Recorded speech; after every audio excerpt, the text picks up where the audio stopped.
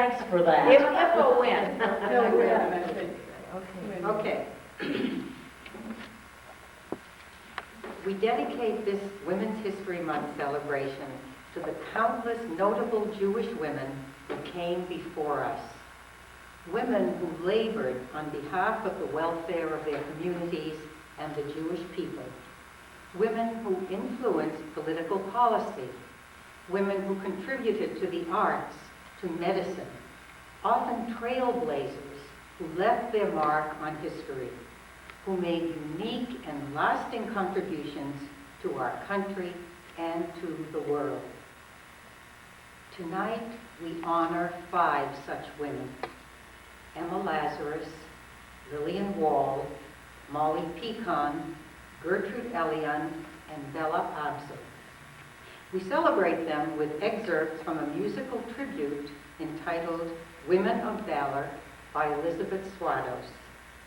Our singers are Victoria Bedford, Lynn Greenfield, Marilyn Brighter, Fran Weinberg, and Wendy Elliott. And narration will be by Paula Gordon-White and myself, Audrey Love. And now, excerpts from Women of Valor. Emma Lazarus. Almost every school child knows of Emma Lazarus as the woman who wrote the poem, The New Colossus. Engraved on a plaque on the Statue of Liberty, the poem beseeches, "Give me your tired, your poor, your huddled masses yearning to breathe free." Emma Lazarus was one of the first successful American Jewish writers. She was born into a wealthy Jewish family in 1849 and began to write at an early age. By the 1880s, she had become an active figure in the New York literary scene. She dealt with themes of Jewish history throughout her career, but after 1881, the plight of Jewish exiles became her greatest cause. Her bold poetry and essays protesting the rise of anti-Semitism and arguing for Russian immigrants' rights were matched by her activism to aid Eastern European immigrants and to create a Jewish homeland in Palestine. As a member of a Jewish family whose desire was to become integrated into Christian society, she was sensitive to the prejudice that frequently lurked under the polite surface of wealthy society. Despite her father's efforts to assimilate, her outsider status was really never entirely erased. She once wrote in a letter, "I am perfectly conscious that this contempt and hatred underlies the general tone of the community towards us." When Emma Lazarus died of cancer at the age of 38, she left behind a rich legacy both as a writer and as an activist, and her memory has continued to inspire activists. Her poem, The New Colossus, has become a banner statement for immigrant rights and freedom.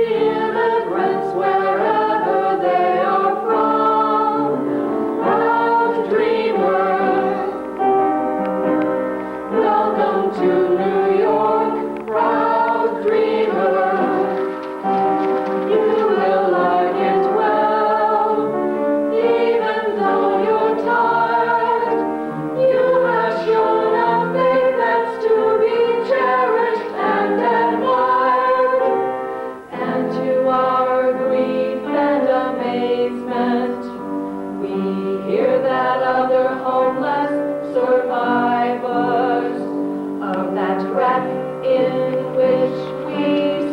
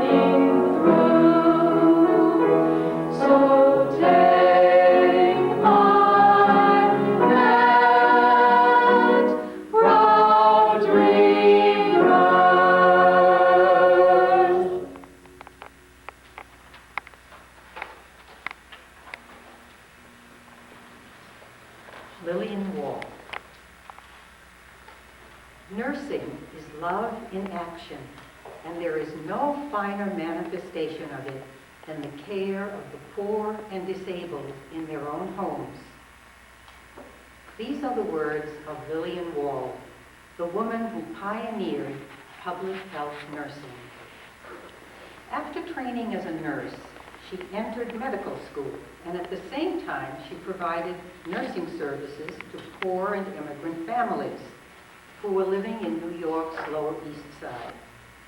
She came to see that there was a huge health crisis among these people, so she dropped out of medical school to live and work among her clients. Living conditions in the tenements of the Lower East Side were horrible. Often, several families were crammed into tiny apartments with no indoor plumbing. Disease was rampant, and the death rate in the tenements was almost twice that of New York City. Community social services were non-existent until Wald and her colleagues stepped in to bring preventive, acute, and long-term care to the tenement dwellers and to educate them about germs, disease transmission, and personal hygiene. In 1893, she organized the Henry Street Settlement House that became the model for similar health care programs worldwide, and which she later expanded with programs for neighborhood improvement, adding English classes, recreational activities, and vocational training. Wald's contributions to society went even further. Using her great gifts of persuasion, she convinced the New York City Board of Education to put nurses into the public schools. She even persuaded President Theodore Roosevelt to create a federal children's bureau to protect children from abuse in the workplace. Wald also spoke out against Americanization programs that demanded the casting off of native cultures. She firmly believed that the traditions, art, and ideas that immigrants brought with them gave to this country new life and new blood. Lillian Wald was known for her compassion, her good humor, her administrative talent, and understanding of the social causes of poverty. She was undoubtedly one of the most influential women of her time. The Henry Street Settlement House still stands as a living memorial to her.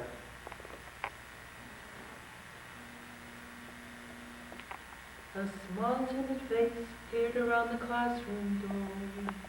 I beckoned the frightened girl. My mother, baby blood, come please. My mother hurt, you come please, please.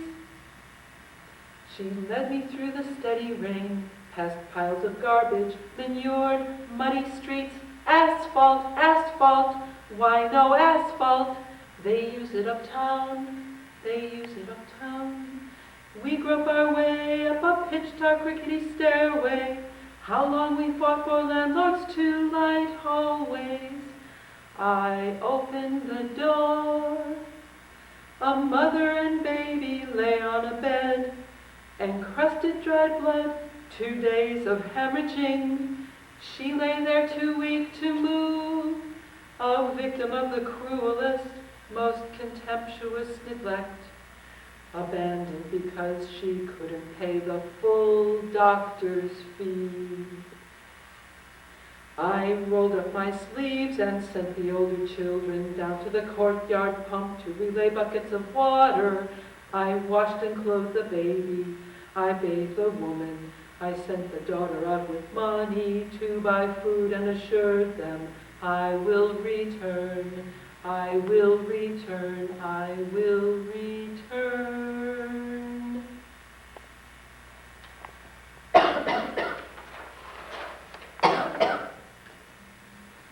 Molly Pecan. The story goes that when Molly Pecan was born, her father was not happy that his first child was a girl,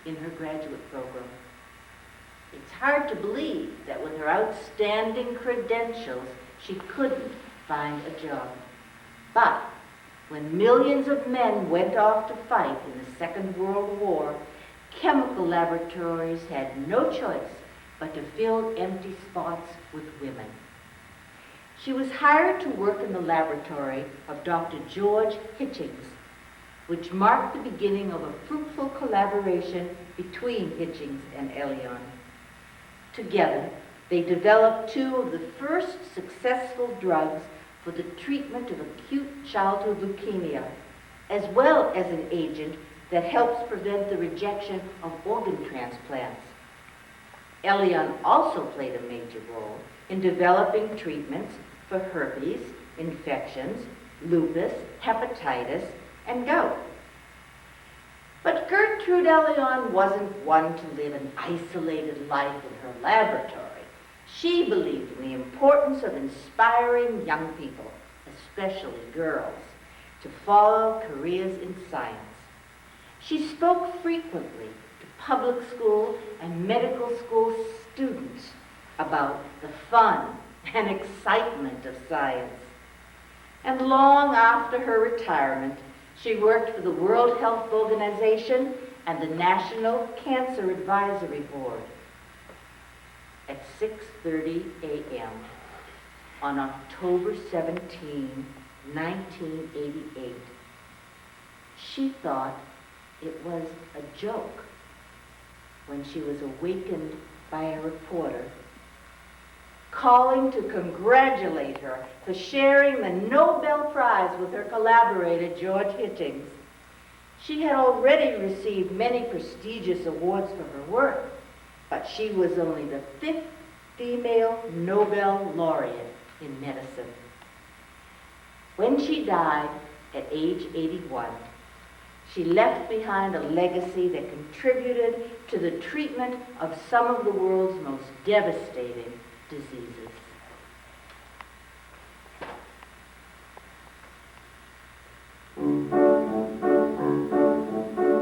I chose my career when I visited my beloved grandfather in the hospital. He was dying of cancer.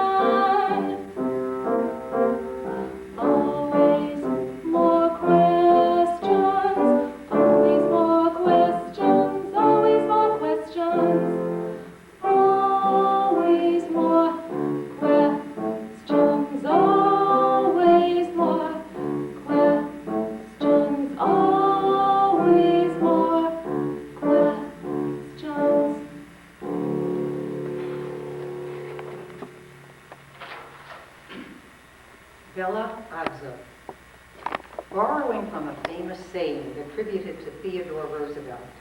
Bella Abzug once said, "Women have been trained to speak softly and carry a lipstick. Those days are over." Bella Abzug was a firebrand almost from the cradle. The story goes that at the age of 12, she gave impassioned speeches on the New York City subways for Hashomer HaTza'ir, a Zionist youth organization. And the following year, she flouted convention by saying Kaddish for her father at her family's Orthodox synagogue. In her private practice as a lawyer, she focused on civil rights and labor and civil liberties law. During the McCarthy witch hunts, she represented clients accused of communist activities. But she became convinced that she could bring about more change working within Washington, and so she ran for Congress on a platform of peace and women's rights. Many of us will remember her campaign slogan, "This woman's place is in the House of Representatives." She became the first Jewish woman in Congress, serving from 1970 to 1976.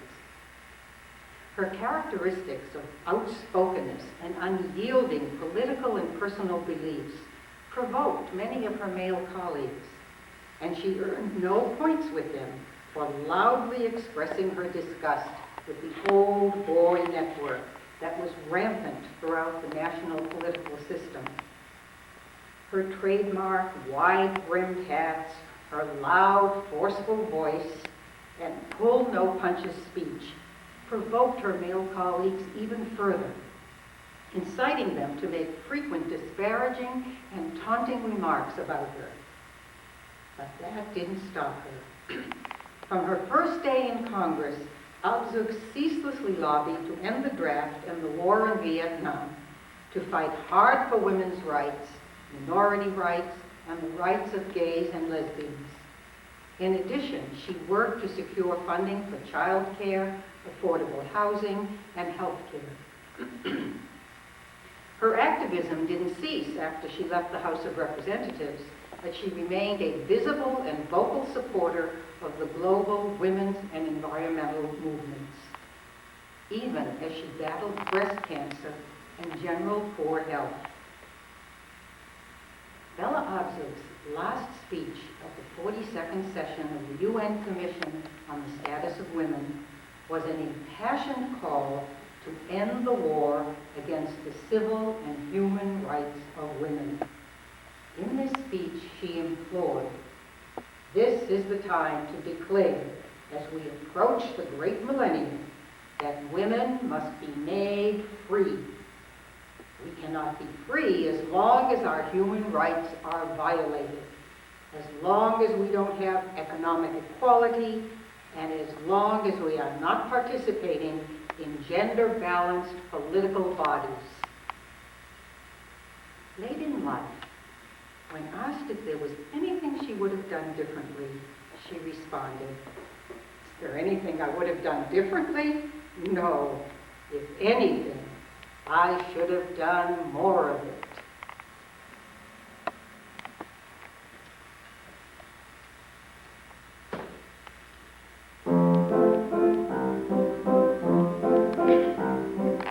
I was born yelling, what can I say? I had to be heard, there was no other way. Those boys in the nursery, they wouldn't shut up. It was up to me to be the noisiest pup. So what can I tell you? I speak my mind.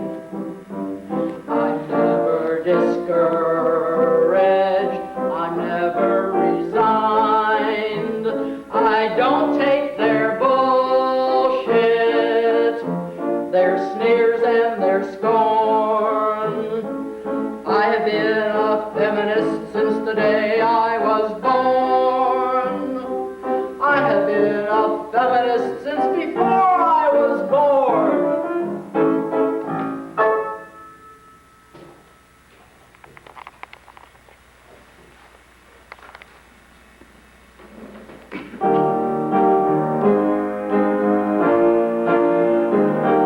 Woman of valor, she's got the power to make a difference in this world.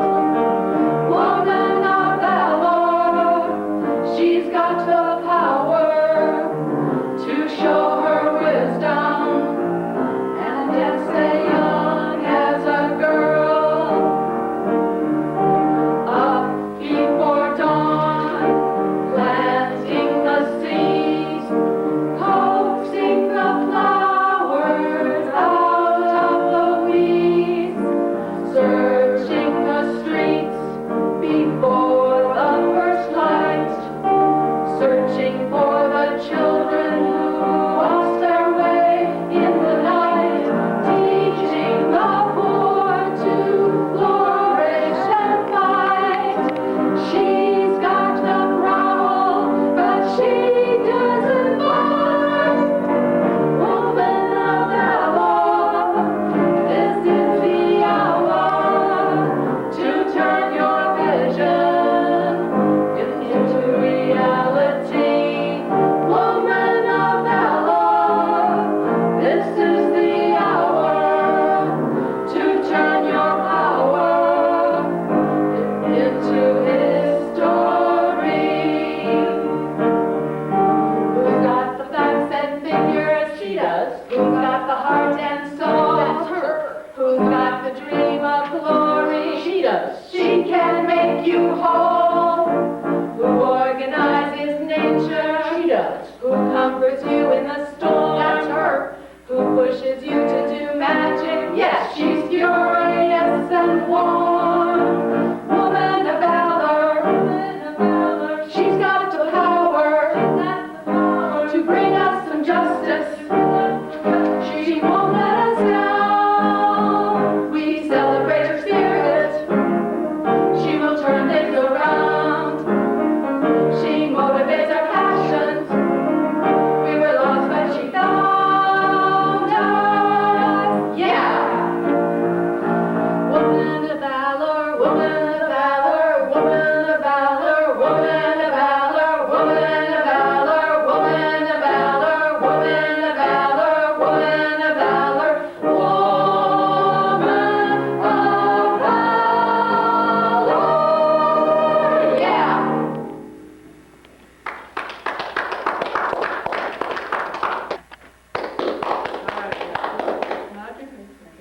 And then And that's it. And then we start hearing stuff. Hooray!